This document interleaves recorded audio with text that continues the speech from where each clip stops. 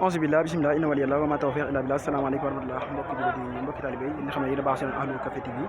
ba léegi rek ñu ko ànd ak soxna Mame Issa Mbacké Ahlu Café Touba bitim Serigne Modou Faxati waaye inu Cheikh Massamba ci fukkeeli fan ak ñaar édition 2023 édition la mi am solo lool gannaaw loo xam te ni mbokki talibé yi ñu ngi nii dugg di toog di xaar li xam ne di waxtu bi ngir ñaamal li xam ne moo di waxtu dog bi mais fàtte rek ñi nag moom mooy Ahlu Café Jumaa ja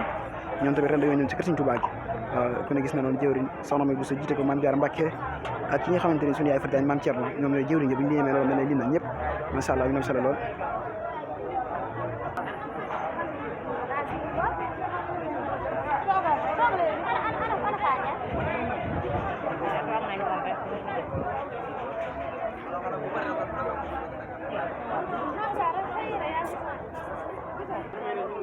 comme ni ñu ko waxee rek waa Ahlu Pain ñun tamit ñu ngi nii bu ñu tuddee yàlla wa rek ñu ne jiital ñëpp rek fii nag moom fii la ñu daggee mburu yi bu ñu ko daggee ba nopp ba soos ko def ko li ñu ko def jox ko jëwriñ Baye Talla Gueye nii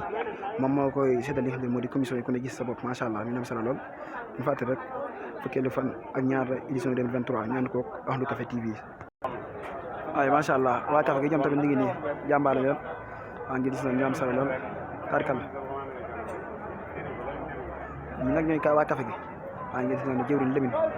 moo nekk macha allah nga xam ne tey jii nag moom daanaka mën nañ ne courant tey daa teel a coupé waaw waaye ngeen gis noonu rek ñoom tamit ñu ngi nii ci liggéey bi ñoom tamit di defal li xam moo di café gi rek macha allah ngir war koo séddale mu dem ci commission yi.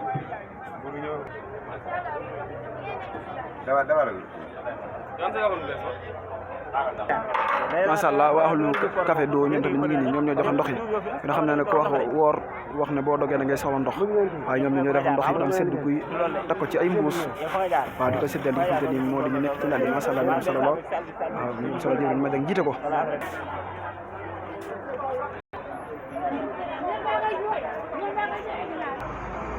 macha allah sàppa yi soxna yi tamit nekk nii ku ne xam na ne tey jii nag fukkeelu fan la ak ñaar édition 2023 ba léegi ñu ànd ko seen télévision Ahlu Café TV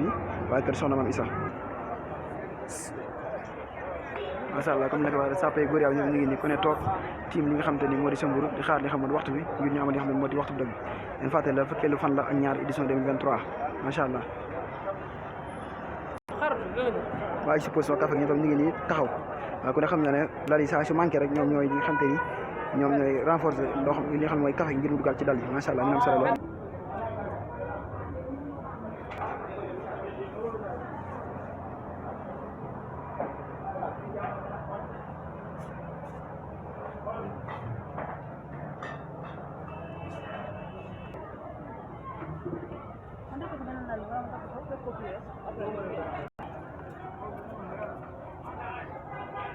mbokki jullit yi mbokki talibé yi lii mooy li nga xam te ne moom la ñu indiloon